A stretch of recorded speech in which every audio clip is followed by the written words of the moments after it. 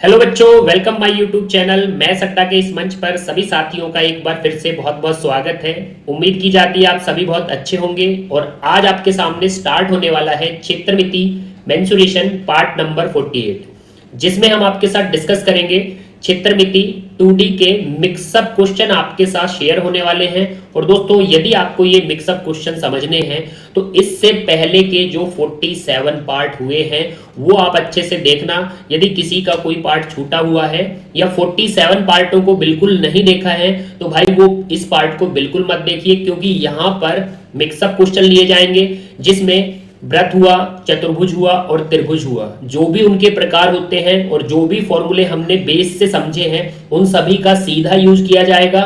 तो आप 48 पार्ट यदि सीधा देख रहे हो तो इससे पहले के 47 पार्ट आप अच्छे से देख लेना, क्योंकि उनमें जो भी फॉर्मूले, जो भी बेस और जो भी ट्रिक मैंने आपके साथ डिस्कस करी है उसका सीधा यूज आज हम करने वाले हैं। और दोस्तों, इन 47 पार्ट का लिंक आपको डिस्क्रिप्शन बॉक्स में दिया जाएगा, तो सीधे भाई हमारे चैनल पर जाइए और इन पार्टों को अच्छे से देख सकते हो, क्योंकि इन पार्टों को देख के आओगे तो आपको सभी फॉर्मूलों का पता है। और फिर मैं यहाँ पर आपको शॉर्टकट से सब डिस्कस करता हूँ, सारे क्वेश्चन आपके साथ शेयर करूंगा। और दोस्तों, मेरे द्वारा जो टिप्स और ट्रिक्स कराई जाएगी वो बिल्कुल कॉन्सेप्ट के बेस पे रहेगी, आपको अच्छे से समझाने का प्रयास किया जाएगा। बस बने रहिए हमारे साथ। और दोस्तों, बिना टाइम वेस्ट करे स्टार्ट करते हैं आज का पहला क्वेश्चन। अब पहला क्वेश्चन आप देख सकते हो दोस्तों, पहला क्वेश्चन आपके सामने स्क्रीन पर है।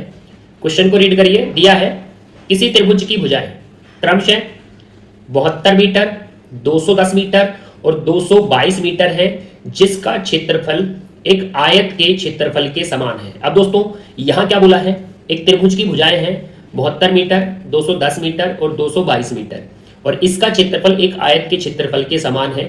यदि मैं आपको बोलूं कि त्रिभुज का क्षेत्रफल आयत के क्षेत्रफल के समान है तो आपको एक तरफ लगाना पड़ेगा त्रिभुज का क्षेत्रफल और एक तरफ लगाना पड़ेगा आयत का क्षेत्रफल, क्योंकि क्षेत्रफल तो दोनों के समान है। अब दोस्तों, यहां देखिए आगे क्या दिया है। उसने बोला है यदि आयत की भुजाएं 21 और 10 के अनुपात में है तो आयत का परिमाप कितने मीटर होगा। तो दोस्तों थोड़ा ध्यान देना, आयत की जो भुजाएं हैं वो 21 और 10 के अनुपात में है, तो आप बोल सकते हो 21 लंबाई और 10 उसकी चौड़ाई। तो यहां पर आप रेशियो के साथ हमेशा महत्तम का यूज कर सकते हो, तो आप बोल सकते हो 21x आयत की लंबाई है और 10x आयत की चौड़ाई है, क्योंकि यदि हम 21x और 10x लेकर चलेंगे तो सिर्फ हमारा काम होगा x लाने का।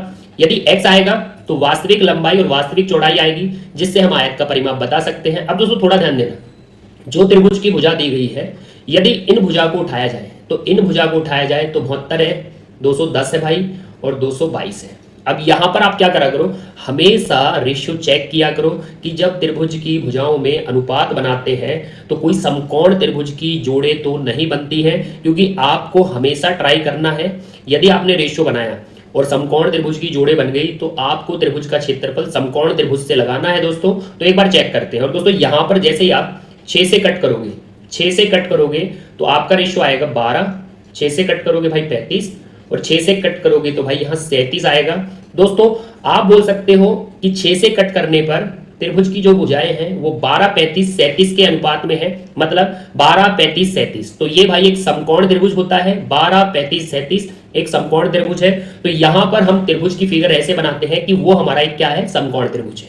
अब दोस्तों, उसकी भुजाएं आपको क्या दी है, उसकी भुजाएं दी है आपको 72, 210 और 222। अब आपको पता है कर्ण सबसे बड़ा रहता है, उसको 222 रखिए, आधार आपका 72 रख दो और क्लियरली लंब आपका 210 रख दो। तो पहले आपको हमेशा चेक करना है कि आपकी जो त्रिभुज की भुजाएं हैं वो आपकी समकोण त्रिभुज के रेशियो ट्रिपलेट्स में आती हो, बस इतना आपको चेक करना है। तो जैसे ही मैंने यहाँ पर तीनों भुजाओं का अनुपात चेक किया तो मुझे रेशियो मिला 12, 35, 37, जिससे मैं बोल सकता हूं वो समकोण त्रिभुज की जोड़े हैं। अब दोस्तों, कर्ण सबसे बड़ा रहता है जो 90 डिग्री के सामने होता है, और आधार और लंब कर्ण से छोटे रहेंगे। तो आपको एक तरफ समकोण त्रिभुज का क्षेत्रफल और एक तरफ आयत का क्षेत्रफल लगाना है दोस्तों। और यहां से स्टार्ट करिए, समकोण त्रिभुज का क्षेत्रफल तो 1/2 आधार गुणित ऊंचाई, आधार गुणित ऊंचाई यही होता है हमारे समकोण त्रिभुज का क्षेत्रफल, 1/2 आधार गुणित ऊंचाई। अब दोस्तों, दूसरी तरफ आपको आयत का क्षेत्रफल अप्लाई करना है, जिसकी भुजाओं में अनुपात 21 और 10 दिया है। तो आयत का क्षेत्रफल लंबाई गुणित चौड़ाई। तो दोस्तों, आयत का क्षेत्रफल हो गया लंबाई गुणित चौड़ाई। अब यहां पर आपको कैलकुलेशन करनी है, 21 का 10 में गुणा, 21 का 10 में गुणा, 210 आपका कैंसिल हो जाएगा। अब दोस्तों जैसे ही 72 को 2 से कट करोगे भाई 36 आएगा। अब यहाँ पर आप बोल सकते हो 36 आया है, और दूसरी तरफ x गुणित x स्क्वायर बनेगा। अब दोस्तों x स्क्वायर बना है, x स्क्वायर बना है, आप x का मान ला सकते हो, और भाई वर्ग है तो वर्गमूल करोगे दूसरी तरफ, और जैसे ही 36 का वर्गमूल करोगे तो x का मान 6 आएगा। अब दोस्तों आपको क्या करना है, आपको x सिर्फ पुट करना है, और जैसे ही आप x पुट करोगे तो भाई यहाँ पर x क्लियरली 6 पुट होगा, और 6x पुट करते ही 21 का 6 में गुणा, तो यहाँ पर आ जाएगा 126। और दोस्तों यहाँ पर भी 6 को पुट कर दीजिए, जैसे ही आप 6 को पुट करोगे तो 10 का 6 में गुणा, तो यहाँ पर आपका 60 आ जाएगा। अब दोस्तों आप बता सकते हो 21x 6 रखने पर 126 आएगा, और 10x 6 रखने पर 60 आएगा। अब आपसे पूछा गया है आयत का परिमाप बताइए। तो दोस्तों आपको पता होगा आयत का परिमाप होता है 2 into L plus B, L आपका 126 है और बी आपका 60 है, आपको सिर्फ पुट करना है 2 इंटू एल प्लस बी। तो यहाँ से आप आयत का परिमाप बता सकते हो। तो भाई 2 इंटू एल प्लस बी, जैसे ही एल प्लस बी करोगे तो आपका आएगा क्लियरली 60 ऐड करते 186 आएगा, और जैसे 186 को 2 से गुणा करोगे तो 372 किस में, मीटर में आएगा। तो हमारा 372 आयत का परिमाप है। यहाँ पर टिक कर दीजिए आप, पहला ऑप्शन बिल्कुल सही है 372। तो दोस्तों देख सकते हो क्वेश्चन ऐसा लिया गया है जिसमें आपकी त्रिभुज की जो भुजाएं हैं, जैसे आप देख सकते हो 72 है, 210 है, 222 है, तो ये आपके क्लियरली बड़े बड़े मान आते हैं। अब 72 देखा, 210 देखा, 222 देखा, तो बच्चा क्या करता है, देख के स्किप करता है। लेकिन आपको हमेशा त्रिभुज की भुजाओं में अनुपात बनाकर देखना है, यदि वो अनुपात आपका समकोण त्रिभुज की जोड़ में आया तो भाई आप वहां पर समकोण त्रिभुज का क्षेत्रफल 1/2 आधार गुणित ऊंचाई लगा सकते हो। दूसरी तरफ आयत का क्षेत्रफल लंबाई गुणित चौड़ाई, क्षेत्रफल बराबर थे, x 6 आएगा, लंबाई आपकी 21x से 126 आएगी, और चौड़ाई 10x से 60 आएगी। तो परिमाप होता है 2 इंटू एल प्लस बी। जैसे ही एल और बी रखोगे तो परिमाप 372 है। पहला ऑप्शन टिक कर दीजिए, और दोस्तों साथ में वीडियो को लाइक कर दीजिए, और जो दोस्त हमारे अभी नए हैं चैनल को सब्सक्राइब करके लीजिए। अगला क्वेश्चन आपके सामने। अब यहाँ पर देखिए दोस्तों ये क्वेश्चन किस प्रकार का है, ये भी हमने त्रिभुज के बेस पे लिया है। एक त्रिभुज की माध्यिकाएं आपको मीडियन दी गई है, एक त्रिभुज की माध्यिकाएं क्लियरली आपको दी है 18 सेंटीमीटर, 24 सेंटीमीटर और 30 सेंटीमीटर। अब दोस्तों यदि बात करें, हमसे पूछा गया है त्रिभुज का क्षेत्रफल कितने वर्ग सेंटीमीटर होगा। सबसे पहली बात, त्रिभुज की तीनों माध्यिकाएं दी गई हैं, तो हमारा क्वेश्चन है जब त्रिभुज की तीनों माध्यिकाएं दी जाए तो दोस्तों सबसे पहली बात आपको क्या करना है, त्रिभुज की माध्यिकाओं को यदि हम समझें, माध्यिका का मतलब होता है सामने वाली भुजा के मध्य बिंदु। जैसे मैंने इस भुजा का मध्य बिंदु ले लिया, सामने वाली भुजा के मध्य बिंदु को यदि हम सम्मुख शीर्ष से मिला दें तो इसको माध्यिका बोला जाएगा। अब जैसे इस मध्य बिंदु को सम्मुख शीर्ष से मिला दिया जाए तो ये भी माध्यिका रहेगी।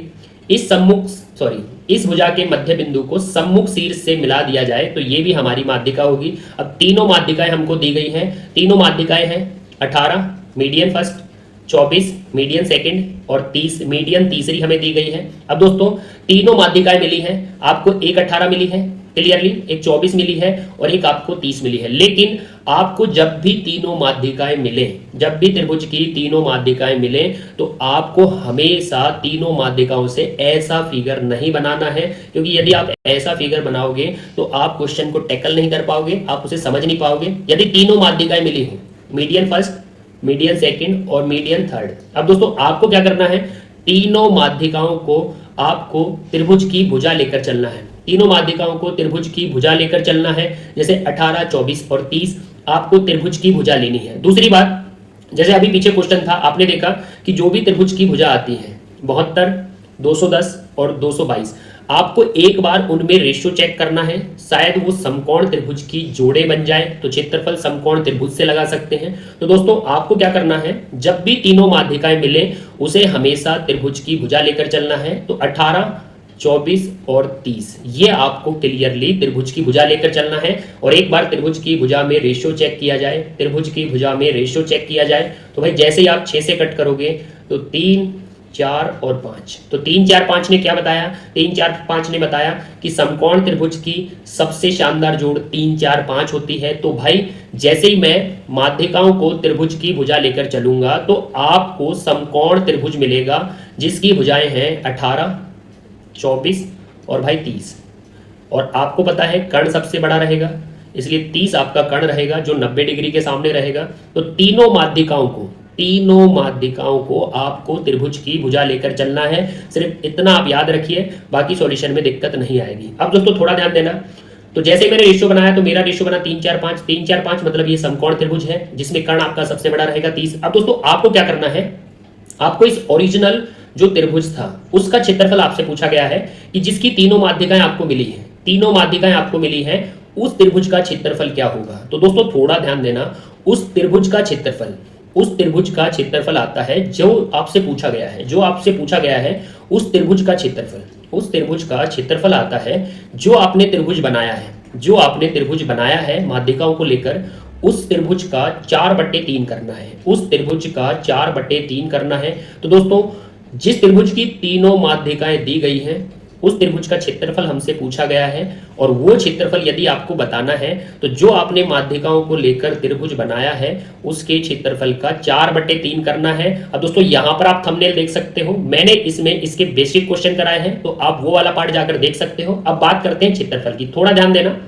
यहां पर दोस्तों जो आपने बनाया है उस त्रिभुज का 4/3 करना है। अब आपने जो त्रिभुज बनाया है वो आपका समकोण त्रिभुज है, और दोस्तों समकोण त्रिभुज का क्षेत्रफल 1/2 आधार गुणित ऊंचाई, आधार 18 है, ऊंचाई आपकी 24 है, आधार गुणित ऊंचाई, तो इतना आपको पुट करना है। अब दोस्तों यहां से आपको कैलकुलेशन करनी है, 1/2 आधार गुणित ऊंचाई, ये हमारे उस त्रिभुज का क्षेत्रफल हो गया जो हमने बनाया है, और उसका 4/3 करेंगे तो उस त्रिभुज का क्षेत्रफल आएगा जो हमसे पूछा गया है। अब दोस्तों यहां पर आपको कैलकुलेशन करनी है, 3 और 2 6 बनेगा, 6 से 18 3 बार। दोस्तों अब यहां पर कर सकते हो आप, 24 का 3 में 72, और 72 का 4 में 288 वर्ग सेंटीमीटर, ये उस त्रिभुज का क्षेत्रफल आया है जिसकी तीनों माध्यिकाएं हमको दी गई थी। तो दोस्तों त्रिभुज का क्षेत्रफल 288, भाई तीसरा ऑप्शन टिक कर दीजिए, तो देख लीजिए आपके सामने आंसर रखा है 288। अब थोड़ा ध्यान रखना, जो तीनों माध्यिकाएं मिलेंगी उसको त्रिभुज की भुजा लेकर चलना है। अब वो हमने रेशियो चेक किया तो वो समकोण त्रिभुज बना, और जिस त्रिभुज का क्षेत्रफल आपसे पूछा गया है उस त्रिभुज का क्षेत्रफल आता है बनाए गए त्रिभुज के क्षेत्रफल का 4/3 करना है। अब बनाया गया त्रिभुज आपका समकोण त्रिभुज है, तो 1/2 आधार गुणित ऊंचाई। अगर आपका ये त्रिभुज आपका ये वाला यदि विषम बाहु त्रिभुज बना तो यहां पर विषम बाहु त्रिभुज से क्षेत्रफल लगा सकते हो। यदि आपका समद्विबाहु त्रिभुज बना तो आप समद्विबाहु त्रिभुज से क्षेत्रफल लगा सकते हो। यदि ये आपका क्लियरली आप बोल सकते हो समकोण समद्विबाहु बना तो आप समकोण समद्विबाहु से क्षेत्रफल लगा सकते हो, लेकिन बनाए गए त्रिभुज के क्षेत्रफल का 4/3 करना है, तो उस त्रिभुज का क्षेत्रफल आता है जिसकी तीनों माध्यिकाएं आपको दी गई है। अब दोस्तों यदि इस बात को समझे हो तो बढ़ते हैं अगले सवाल की तरफ जो आपके सामने है। अब यहां पर एक बार आप क्वेश्चन को रीड कर दीजिए। क्वेश्चन क्या है, एक वृत्त का क्षेत्रफल जो 17 सही 9/11 वर्ग सेंटीमीटर क्षेत्रफल वाले एक वर्ग में अंकित है। अब दोस्तों आपसे क्या बोला गया है, एक वृत्त का क्षेत्रफल आपसे पूछा गया है जो 17 सही 9/11 वर्ग सेंटीमीटर क्षेत्रफल वाले एक वर्ग में अंकित है। मतलब जो वृत्त है उसका क्षेत्रफल हमसे पूछा है और वो 17 सही 9/11 क्षेत्रफल वाले वर्ग के अंदर बना है, वर्ग में अंकित है। तो दोस्तों वर्ग के अंदर आपका क्या बना है, वृत्त बोला गया है कि वृत्त आपका वर्ग के अंदर अंकित है। अब दोस्तों इस प्रकार के मैंने क्वेश्चन आपको कराए थे। अब दोस्तों थोड़ा ध्यान देना, यहां पर ये क्या दिया है, यहां पर 17 सही 9/11 ये आपको वर्ग का क्षेत्रफल दिया है। 17 सही 9/11 भाई ये हमें वर्ग का क्षेत्रफल दिया गया है। अब वर्ग का क्षेत्रफल होता है ए स्क्वायर, वर्ग का क्षेत्रफल क्या होता है ए स्क्वायर। अब दोस्तों जैसे ही आप इसे सॉल्व करोगे 11 का 17 में गुणा 187 में भाई 9 जोड़ दो, 187 में 9 जोड़ोगे 196 आएगा, 196/11 क्योंकि 11 × 17 187 में 9 जोड़ दो तो 196/11। अब दोस्तों आपको पता है यहाँ पर वर्ग लगा है, यदि इसे इक्वल का साइन क्रॉस कराएंगे तो ये वर्गमूल बनता है। अब दोस्तों जैसे ही आप इसे सॉल्व करोगे तो आपको वर्ग की भुजा क्या मिलेगी, 196 का वर्गमूल भाई 14 आएगा, लेकिन 11 आपका करनी में रहेगा, तो आपका 196 का वर्गमूल 14 आ गया, लेकिन 11 आपका करनी में रहेगा, तो ये आ चुकी है वर्ग की भुजा। ये क्या आ चुकी है, वर्ग की भुजा। तो मैं बोल सकता हूं वर्ग की भुजा क्या है, वर्ग की भुजा है 14/11, ये वर्ग की भुजा है। अब दोस्तों आपसे पूछा गया है उस वृत्त का क्षेत्रफल बताइए जो वर्ग के अंदर बना है। तो दोस्तों थोड़ा ध्यान देना, यदि वृत्त के क्षेत्रफल की बात करूं, यदि वृत्त के क्षेत्रफल की बात करूं तो वृत्त का क्षेत्रफल होता है पाई आर स्क्वायर। तो ये क्षेत्रफल हमसे पूछा गया है। अब दोस्तों थोड़ा ध्यान देना कि इस वृत्त का क्षेत्रफल यदि बताना है, इस वृत्त का यदि क्षेत्रफल हमें बताना है तो पाई आर स्क्वायर हमें लगाना पड़ेगा, जिसमें हमें त्रिज्या को लाना पड़ेगा। अब त्रिज्या मिल जाए तो हम वृत्त का क्षेत्रफल बता सकते हैं। अब थोड़ा ध्यान देना, ये जो वर्ग की भुजा है, ये जो वर्ग की भुजा है, ये वर्ग की भुजा, अब ध्यान देना, ये वर्ग की भुजा क्लियरली आप देख सकते हो वृत्त के व्यास के बराबर है, वृत्त के व्यास के बराबर है, क्योंकि इस शीर्ष से लेकर इस शीर्ष तक जितनी दूरी होगी वही दूरी यहां से लेकर यहां तक रहेगी। तो बोल सकते हो जो वर्ग की भुजा है, जो वर्ग की भुजा है वो वृत्त के व्यास के बराबर है। वृत्त का व्यास मतलब डायमीटर। तो दोस्तों वर्ग की भुजा वृत्त के व्यास के बराबर है। अब दोस्तों यहां पर व्यास रखना है, वृत्त का व्यास क्या होता है, डायमीटर क्या होता है, 2r होता है। और दोस्तों वर्ग की भुजा 14 बटे करनी में 11। अब यहां से आपकी त्रिज्या आएगी, और जैसे ही भाई आप 2 से कट करोगे त्रिज्या आएगी 7 बटे करनी में 11। और दोस्तों अब आप लगा सकते हो वृत्त का क्षेत्रफल जो आपसे पूछा गया है, वृत्त का क्षेत्रफल पाई आर स्क्वायर, तो भाई पाई का मान 22 बटे 7 है। और दोस्तों आर स्क्वायर, अब आर आपको क्या मिल चुका है, आर आपको मिल चुका है 7 बटे करनी में 11, तो उसका वर्ग कीजिए 7 बटे करनी में 11, 7 बटे करनी में 11। तो यहां से आप वृत्त का क्षेत्रफल बता सकते हो दोस्तों, जिसमें 7 से 7 कट हो जाएगा, करनी 11, करनी 11, करनी 11 का करनी 11 से गुणा करोगे तो 11 बाहर आएगा, और 11 से कट करोगे तो भाई 2 आएगा। और दोस्तों 2 का 7 में गुणा, 2 का 7 में गुणा, तो हमारा क्लियरली वृत्त का क्षेत्रफल 14। और दोस्तों किस में आएगा, यहाँ पर वर्ग सेंटीमीटर में था तो ये भी वर्ग सेंटीमीटर में आएगा, और हमसे वर्ग सेंटीमीटर में ही पूछा गया है, तो 14 वर्ग सेंटीमीटर। तीसरे ऑप्शन को टिक करिए, ये हमारा होगा वृत्त का क्षेत्रफल। और अब दोस्तों यहाँ पर ये क्वेश्चन हमने समलंब पर लिया है। अब दोस्तों थोड़ा ध्यान देना, पहला क्वेश्चन आपका त्रिभुज पर था, दूसरा क्वेश्चन भी आपका समकोण त्रिभुज पर था, तीसरा क्वेश्चन हमने लिया वृत्त और क्लियरली वर्ग पर, और अब क्वेश्चन लिया गया है समलंब पर। अब दोस्तों जिस बच्चे ने पहले के 47 पार्ट देखे होंगे वही बच्चा समझ सकता है कि सभी जो फॉर्मूले कराए गए हैं यदि वो मुझे पता होंगे तो मैं ये मिक्सअप क्वेश्चन बहुत अच्छे तरीके से कर सकता हूं, और सभी क्वेश्चन दोस्तों एग्जाम में पूछे जा चुके हैं। अब दोस्तों यहां पर देखिए ये वाला क्वेश्चन क्या है, एक समलंब का क्षेत्रफल दिया है, एक समलंब का क्षेत्रफल दिया है 500 वर्ग सेंटीमीटर। अब दोस्तों समलंब की आकृति बनाई जाए, समलंब की आकृति बनाई जाए, ये वाली समलंब की आकृति है, और समलंब का क्षेत्रफल ये दिया है कितना, 500 वर्ग मीटर, 500 वर्ग मीटर ये समलंब का क्षेत्रफल है। अब दोस्तों दो समानांतर भुजाएं क्रमशः 20 मीटर और 10 मीटर हैं। अब समांतर भुजाएं आपको पता है ये समांतर भुजाएं होती हैं, और समांतर भुजाएं दी हैं 20 मीटर और 10 मीटर, 20 मीटर और 10 मीटर। अब दोस्तों यहां आपको समलंब की ऊंचाई पूछी गई है कि समलंब की ऊंचाई कितने मीटर है। अब दोस्तों क्वेश्चन बहुत ही छोटा है, क्वेश्चन बहुत ही छोटा है, लेकिन ऑप्शनों को देखा जाए तो ऑप्शन बहुत प्यारे हैं। और कभी कभी क्या होता है छोटे क्वेश्चन एग्जाम में आते हैं लेकिन ऑप्शन ऐसे रखे जाते हैं कि ऑप्शन से ही मिस्टेक हो जाती है, हम निकाल लेते हैं और गलत ऑप्शन को टिक करके चले जाते हैं। तो थोड़ा धीरे से धैर्य से किया करो। जैसे समलंब का क्षेत्रफल, समलंब का क्षेत्रफल यदि याद हो तो आपको याद होना चाहिए ये समलंब की ऊंचाई होती है, तो समलंब का क्षेत्रफल होता है 1/2 समांतर भुजाओं का योग, समांतर भुजाओं का योग जिसे हमने ए और बी से डिनोट किया था, गुणित समांतर भुजाओं के बीच की दूरी, समांतर भुजाओं के बीच की दूरी उसी को समलंब की ऊंचाई बोला जाता है। अब दोस्तों 1/2 समांतर भुजाओं का योग, उनके बीच की दूरी मतलब ऊंचाई, ये समलंब का क्षेत्रफल है जो हमें 500 वर्ग मीटर दिया गया है। यदि यहां से कैलकुलेट करें तो आपको दोनों समांतर भुजाएं दी गई है, दोनों समांतर भुजाएं दी गई है, एक 20 है और एक 10 है, एक 20 है और एक 10 है। तो यहां पर रख सकते हो दोनों समांतर भुजाएं 10 और 20 करके हमें मिली हुई है। अब यहां से करोगे 1/2 समांतर भुजाओं का योग, तो 20 और 10, 20 और 10 भाई 30 बन गया, गुणित ऊंचाई। अब दोस्तों यहां से आप निकाल सकते हो समलंब की ऊंचाई क्या आएगी। अब दोस्तों जैसे ही आप कैलकुलेशन करोगे तो आप बोल सकते हैं, कैलकुलेशन करने पर 0 से आपका 0 इस तरफ कैंसिल हो जाएगा। अब यहां से आप 2 क्रॉस में मल्टीपल कराओगे और 2 का भाई 50 से गुणा, 2 का 50 से गुणा, ये 100 आएगा, और भाई 3 जाएगा गुणा से भाग में, 3 जाएगा गुणा से भाग में। तो ये आ चुकी है समलंब की ऊंचाई जो हमसे पूछी गई थी। अब दोस्तों ये हमारा आंसर है 100/3। अब 100/3, अब दोस्तों देखिए यहां पर उसने खेल क्या खेला है, 100/9 भी दिया है, 100/3 भी दिया है, और वैसे ही सिमिलर ऑप्शन बनाने का प्रयास करते हैं 101/2, 101/4, ताकि बच्चा थोड़ी सी मिस्टेक कर दे और उससे मिस्टेक हो जाए। लेकिन हमें पता है यहाँ पर प्रॉपर फॉर्मूला लगाया है, तो हमारा आंसर क्या आ चुका है 100/3। तो कौन सा ऑप्शन? 100/3 हमारा दूसरा ऑप्शन सही है भाई, इसे टिक कर दीजिए। और लीजिए अगला सवाल आपके सामने, क्योंकि जल्दी जल्दी करते हैं, बहुत सारे क्वेश्चन हमें करने हैं। अगला सवाल आपके सामने स्क्रीन पर। समलंब का क्षेत्रफल हमने रिवाइज कर लिया, अब ये हमारा क्लियरली समचतुर्भुज पर है। और थोड़ा ध्यान देना, यहाँ पर क्या बोला है, एक समचतुर्भुज का क्षेत्रफल 50 वर्ग मीटर है। एक समचतुर्भुज का क्षेत्रफल, अब दोस्तों समचतुर्भुज का क्षेत्रफल आपको दिया है क्लियरली 50 वर्ग मीटर। अब यहां पर यदि 50 वर्ग मीटर उसका क्षेत्रफल है, आगे देखिए, यदि इसका परिमाप कितना दिया है, इसका परिमाप हमें 25 मीटर दिया है। अब दोस्तों समचतुर्भुज का परिमाप आपको 25 मीटर दिया है और समचतुर्भुज का परिमाप होता है 4a, क्योंकि समचतुर्भुज का मतलब ही होता है समान चार भुजा वाला। अब उसकी चारों भुजा समान होंगी, जिसे हम a से डिनोट करते हैं। तो a को यदि 4 बार जोड़ोगे तो परिमाप 4a हो जाएगा, और जो हमें 25 दिया गया है, अब दोस्तों समचतुर्भुज का परिमाप 4a 25 दिया है। अब यहां से समचतुर्भुज की भुजा आएगी 25/4।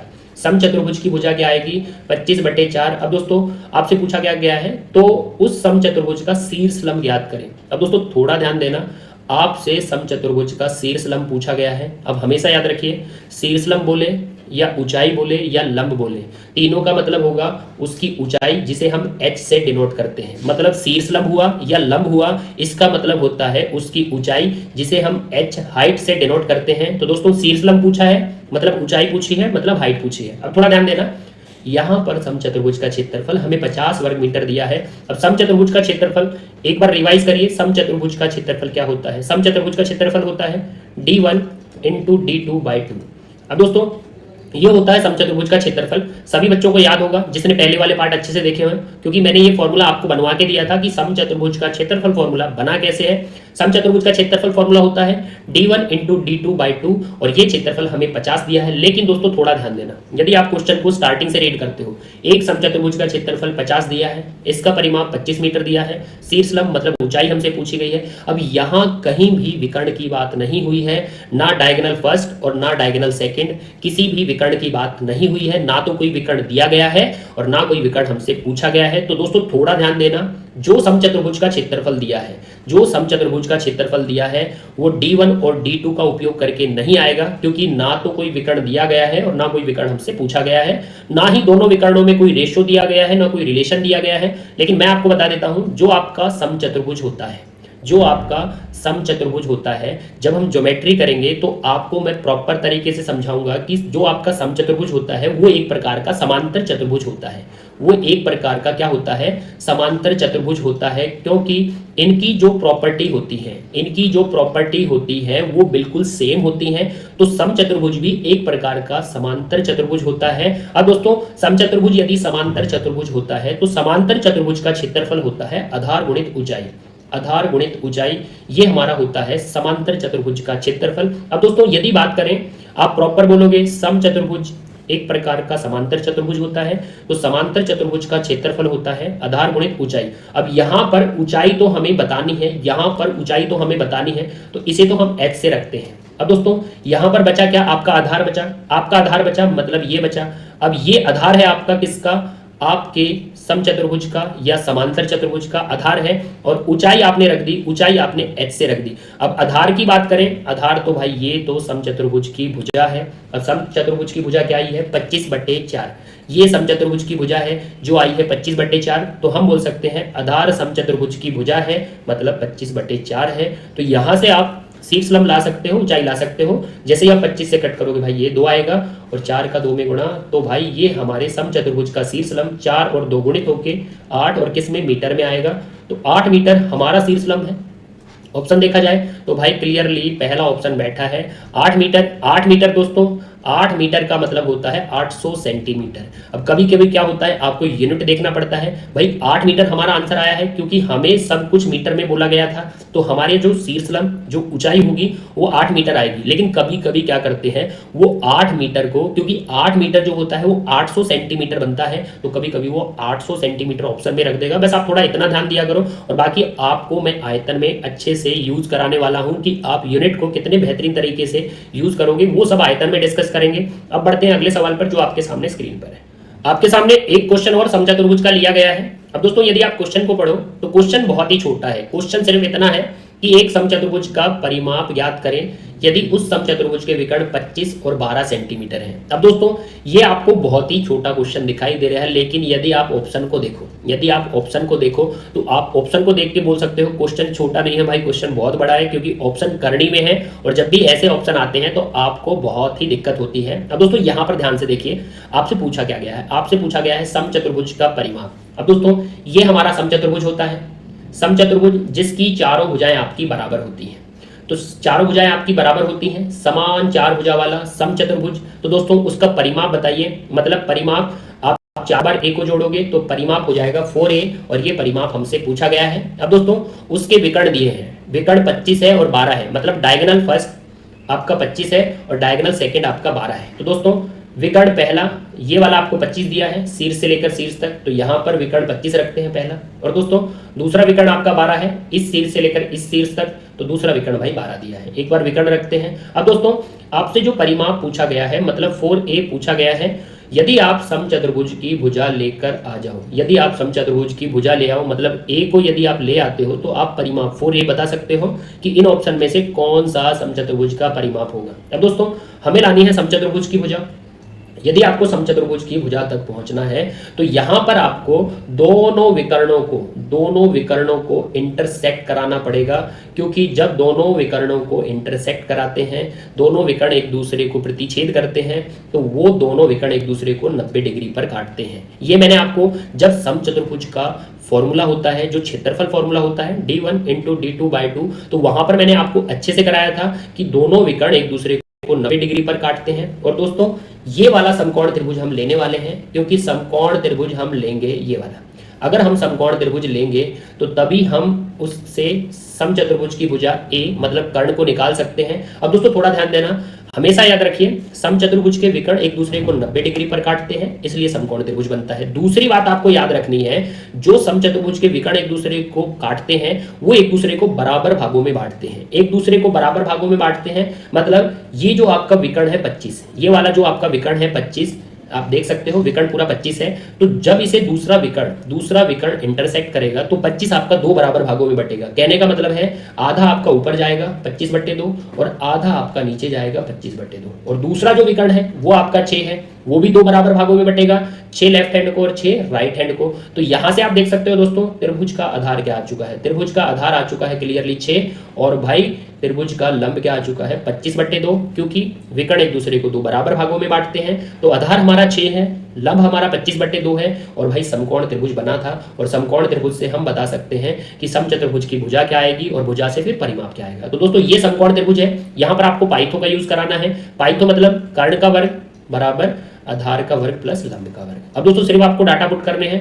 कर्ण आपका क्लियरली a है, कर्ण का वर्ग, आधार आपका 6 है तो भाई 6 का वर्ग, और भाई लंब आपका 25/2 है तो भाई 25/2 का वर्ग। अब दोस्तों यहां से आपको कैलकुलेशन करनी है, कर्ण का वर्ग a का वर्ग, आधार का वर्ग 6 का वर्ग और लंब का वर्ग 25/2 का वर्ग। अब दोस्तों जैसे ही आप वर्ग करोगे तो भाई ये हमारा 36 आएगा, ये हमारा 36 आएगा। 25/2 का वर्ग करिए 625/4 बनेगा। यहां पर वर्ग कर दिया, अब आपको ऐड करना है, और जैसे ही 4 क्रॉस में मल्टीपल करोगे, जैसे ही 4 क्रॉस में मल्टीपल करोगे तो 36 का 4 में गुणा, 36 का 4 में गुणा तो भाई 144 आएगा, और 144 में 625 को ऐड करना है, 625 को ऐड करना है। तो ये ऐड करने के उपरांत बनेगा 7769। तो हमने जैसे ही ऐड करा तो 769 बना, नीचे क्या था, नीचे हर आपका 4 था। अब दोस्तों यहां पर ये है a स्क्वायर, क्योंकि कर्ण का स्क्वायर। अब थोड़ा ध्यान रखना कि जो भी आपका ये वर्ग होता है, यदि इक्वल का साइन क्रॉस कराया जाए, इक्वल का साइन क्रॉस कराया जाए तो वर्ग आपका वर्गमूल में कन्वर्ट हो जाता है। तो यहां पर वर्गमूल करेंगे, तो जैसे ही आप वर्गमूल करोगे तो आपको क्लियरली समचतुर्भुज की भुजा प्राप्त हो जाएगी। अब भाई 769 इसका वर्गमूल नहीं हो सकता, क्योंकि 769 किसी का वर्ग नहीं है। हाँ भाई 784 हमारा क्लियरली 784 हमारा 28 का वर्ग है, लेकिन 769 किसी का वर्ग नहीं है। अब ये हमारा करणी में बचेगा, ये हमारा करणी में बचेगा, लेकिन 4 का वर्गमूल 2 आएगा। तो ये आ चुकी है आपके समचतुर्भुज की भुजा। अब दोस्तों आपको बताना क्या है, आपको बताना है समचतुर्भुज का परिमाप 4a बताना है। यहां पर देख सकते हो दोस्तों समचतुर्भुज का परिमाप 4a जिसमें ए आपका क्लियरली आ चुका है करणी में 769/2। तो जैसे ही आप भुजा को रखोगे, जैसे ही आप समचतुर्भुज की भुजा को रखोगे तो आप बता सकते हो कि समचतुर्भुज का परिमाप क्या आएगा।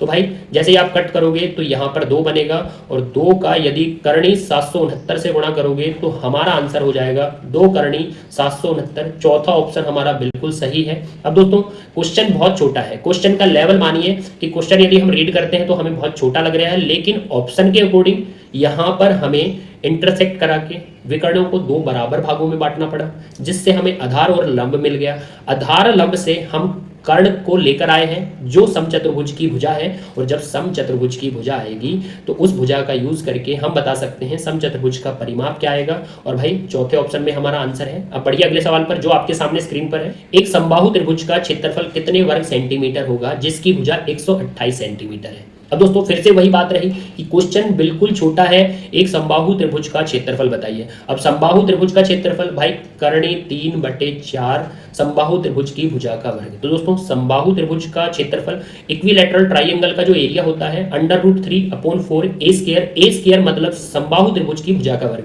अब यहाँ पर देखिए आपको बोला क्या है, उस समबाहु त्रिभुज की भुजा जो है वो दी है क्लियरली 128 सेंटीमीटर। अब दोस्तों यदि हमें क्षेत्रफल बताना है तो बस हमें समबाहु त्रिभुज की जो भुजा दी है 128 उसको हमें पुट करना है। तो भाई समबाहु त्रिभुज की भुजा 128 है, और जैसे ही हम 128 का वर्ग करेंगे, 128 का वर्ग करेंगे तो भाई 128 गुणित 128। अब यहाँ पर दोस्तों थोड़ा ध्यान देना, यहाँ पर आप लोग क्या करते हो, आप लोग हमेशा ऐसे करते हो भाई ये 4 से कट किया तो भाई ये 4 से कट करके 32 आ गया। अब 32 का आप 128 में गुणा करोगे, 32 का आप 128 में गुणा करोगे तो डाटा थोड़ा मल्टीपल में दिक्कत देगा, गुणा में प्रॉब्लम आएगी। लेकिन थोड़ा ध्यान देना दोस्तों, मैं आपको क्या करा रहा हूँ, थोड़ा ध्यान दीजिए। अब यहाँ पर नीचे क्या था आपका, नीचे आपका 4 था, नीचे आपका 4 था, जिसे आप बोल सकते हो हमेशा 2 गुणित 2, क्योंकि समबाहु त्रिभुज का फॉर्मूला, समबाहु त्रिभुज का फॉर्मूला होता है करणी 3/4 मतलब हमेशा नीचे 4 आएगा। अब नीचे 4 आएगा जिसे आप 2 गुणित 2 बोल सकते हो। अब 1 2 से आप 128 को कट करोगे 64 आएगा, दूसरे 2 से फिर 128 को कट करोगे 64 आएगा। तो दोस्तों थोड़ा ध्यान रखना, आप इस 4 को 2 गुणित 2 में करेक्ट किया करो। और दोस्तों 1 2 से 128 को कट किया 64 आया, दूसरे 2 से 128 को कट किया फिर 64 आया। अब यहां से आप सीधा 32 गुणित 128 करोगे, 32 गुणित 128 करोगे, उससे अच्छा आप 64 गुणित 64 करिए ताकि आप वर्ग की ट्रिक लगा सको। आप कोई भी जो भी आपने वर्ग की ट्रिक करी है, वर्ग की ट्रिक का यूज कर सकते हो कि 64 और 64 वर्ग की ट्रिक का यूज करोगे तो 64 गुणित 64 ये हमारा 40 96 बनेगा। और दोस्तों पीछे करणी 3 लगेगा, और किस में, वर्ग सेंटीमीटर, वर्ग सेंटीमीटर ये हमारे त्रिभुज का क्षेत्रफल है जो 40 96 करणी 3, तो तीसरा ऑप्शन है। अब दोस्तों हमेशा ध्यान रखिए आपको इकट्ठा 4 से नहीं काटना, आप 4 को 2 गुणित 2 में क्रैक करो, 1 2 से 128 कटेगा, दूसरे 2 से 128 कटेगा। अब यहाँ पर 2 64 बन गए, अब 2 64 बन गए मतलब 64 गुणित 64। आप कोई भी आपके वर्ग की ट्रिक यूज कर सकते हो और फटाके से मल्टीपल ला सकते हो 40 96। यदि दूसरी बात करें यहाँ पर, यदि दूसरी बात करें कि क्वेश्चन तो बहुत छोटा था, बिल्कुल क्वेश्चन 0 लेवल वाला था, लेकिन दोस्तों ऑप्शन देखे जाएं, ऑप्शन देखे जाएं, इतने बड़े बड़े ऑप्शन देख के 40 95 40 98 40 96 हमारा आंसर है, और 40 97 एक ऑप्शन और रखा है। लेकिन फिर भी ऐसे ऑप्शन मिले तो आप क्या किया करो, ध्यान देना दोस्तों, यदि ऐसे ऑप्शन मिलते हैं भाई 40 95 40 96 है, 40 97 और 40 98 है, तो बिल्कुल सेम ऑप्शन मिलते हैं। आप देख सकते हो बिल्कुल सेम ऑप्शन जब भी मिलते हैं तो आप क्या करा करो, हमेशा इकाई अंक से आंसर किया करो, यूनिट डिजिट से आंसर किया करो। जैसे मैं बोल सकता हूं यहाँ पर भाई 64 गुणित 64 ये 40 96 बन गया, लेकिन आपको क्या करना है एग्जाम में भाई 64 गुणित 64 पूरा 40 96 नहीं बनाना, आपको करना है वहां पर इकाई अंकों का यूज करना है, क्योंकि यहाँ पर इकाई अंक 5 है, यहाँ पर इकाई अंक 8 है, यहाँ पे इकाई अंक 6 है, और यहाँ पर इकाई अंक आपका 7 है। 5 है, 8 है, 6 है और 7 है, इकाई अंक अलग अलग है, तो आपको क्या करना है इकाई अंक को आंसर करना, क्योंकि इकाई अंक अलग अलग है। तो 4 का 4 में गुणा, 4 का 4 में गुणा तो भाई ये 16 आएगा, और 16 में आप बोल सकते हो हमारा इकाई अंक क्या आएगा, हमारा इकाई अंक 6 आएगा, और 6 के अकॉर्डिंग भाई 40 96 हमारा आंसर रहेगा। तो ऐसे आप इकाई अंकों से आंसर दे सकते हो। 4 का 4 में गुणा 16, 16 मत इकाई अंक क्या है 6 आया है, तो भाई 40 96 हमारा आंसर है। बस इस तरीके से स्मार्ट बन के क्वेश्चनों को किया करो, एग्जाम में बहुत सारा टाइम बचता है जिसे आप बड़े क्वेश्चन में यूज करा सकते हो। तो दोस्तों इकाई अंक के कॉन्सेप्ट को समझे हो तो बढ़ते हैं अगले सवाल पर। जो अब यहाँ पर देखिए दोस्तों, ये क्वेश्चन मैंने आपको इससे पहले 47 पार्ट कराए हैं, तो मैं इस क्वेश्चन को वहां भी करा सकता था, लेकिन इतना बड़े लेवल का क्वेश्चन नहीं है। अब कुछ बच्चे क्या करते हैं, इसका फॉर्मूला याद कर लेते हैं, इसका फॉर्मूला याद करते हैं, लेकिन मैं आपसे थोड़ा डीपली बात करूंगा, थोड़ा ध्यान देना। यहां पर क्या है, किसी चतुर्भुज का एक विकर्ण 40 सेंटीमीटर दिया गया है, विपरीत शीर्षों से लंब की लंबाई क्रमशः 7.5 सेंटीमीटर है और 8.6 सेंटीमीटर है। तो भाई हमेशा इसमें चतुर्भुज का क्षेत्रफल आपसे पूछा जाता है, क्योंकि उस चतुर्भुज का एक विकर्ण हमें 40 सेंटीमीटर दिया है। अब दोस्तों यदि मैं ऐसा चतुर्भुज बनाता हूं जिसका एक विकर्ण हमें दिया है 40 सेंटीमीटर, तो दोस्तों मान लिया जाए ये विकर्ण हमें दिया है, ये विकर्ण हमें दिया है और ये विकर्ण दिया है, डायगोनल क्लियरली 40 सेंटीमीटर हमें दिया है। अब दोस्तों थोड़ा ध्यान देना, अब उसने क्या बोला है, विपरीत शीर्षों से, विपरीत शीर्षों का मतलब है जो आपका विकर्ण आपने बनाया है 40 सेंटीमीटर वाला। अब ये 40 सेंटीमीटर वाला विकर्ण है, यदि विपरीत शीर्षों की बात करें, एक इसके ऊपर की तरफ रहेगा और दूसरा इसके नीचे तरफ रहेगा, तो ये होते हैं विपरीत शीर्ष, एक ऊपर की तरफ और एक नीचे की तरफ। तो विपरीत शीर्ष से लंब, विपरीत शीर्ष से जो लंब है भाई, विपरीत शीर्ष से मान लिया जाए ये आपका एक लंब है और विपरीत शीर्ष से मान लिया जाए ये आपका दूसरा लंब है। तो दोस्तों दोनों लंब आपको दिए हैं। अब लंब का मतलब होता है या आपका शीर्ष लंब होता है, लंब हो या शीर्ष लंब हो उसका मतलब होता है ऊंचाई। अभी एक क्वेश्चन कराया था जिसमें शीर्ष लंब आपसे पूछा गया था, शीर्ष लंब हो या लंब हो उसका मतलब होता है ऊंचाई। तो दोस्तों ये लंब आपको दिया है, लंब मतलब परपेंडिकुलर, दूसरा लंब आपको दिया है मतलब परपेंडिकुलर। तो दोस्तों शीर्ष लंब हो या लंब हो तो उसे बोला जाता है ऊंचाई। तो ये आपकी पहली ऊंचाई है h1, ये आपकी दूसरी ऊंचाई है h2। अब दोस्तों ऊंचाई आपको दी है, h1 भी दिया है आपको क्लियरली 7.5 सेंटीमीटर, h2 आपको दिया है 8.6 सेंटीमीटर और आपसे पूछा है चतुर्भुज का क्षेत्रफल। अब दोस्तों थोड़ा ध्यान देना, अब थोड़ा ध्यान देना यहाँ पर, यदि मैं चतुर्भुज का क्षेत्रफल प्राप्त करना चाहता हूं तो मुझे यहां पर दोनों त्रिभुज का क्षेत्रफल निकालना पड़ेगा। एक ये आपका त्रिभुज ऊपर की तरफ बना है, इसका यदि हम क्षेत्रफल ले आए, और एक आपका ये जो त्रिभुज नीचे की ओर बना है इसका क्षेत्रफल ले आए, और दोनों त्रिभुज का क्षेत्रफल, दोनों त्रिभुज का क्षेत्रफल यदि मैं ऐड करता हूं तो मेरा कंप्लीट चतुर्भुज का क्षेत्रफल मिलेगा। भाई नीचे वाला त्रिभुज और ऊपर वाला त्रिभुज यदि कंप्लीट मैं इन दोनों को ऐड करता हूं तो मेरा चतुर्भुज का क्षेत्रफल बनेगा। अब दोस्तों थोड़ा ध्यान देना, यदि मैं त्रिभुज के क्षेत्रफल की बात करूं, त्रिभुज का क्षेत्रफल होता है 1/2 आधार गुणित ऊंचाई। अब पहला त्रिभुज यदि बात करते हैं, भाई ये वाला त्रिभुज है, ये वाला त्रिभुज है जिसमें हम उसका क्षेत्रफल निकालेंगे। अब दोस्तों इसका क्षेत्रफल यदि पूछा जाए तो 1/2 आधार, आधार वो होता है जिस पर आपका परपेंडिकुलर हो, जिसका आपका परपेंडिकुलर हो, तो आधार आपका विकर्ण है, आधार आपका विकर्ण है।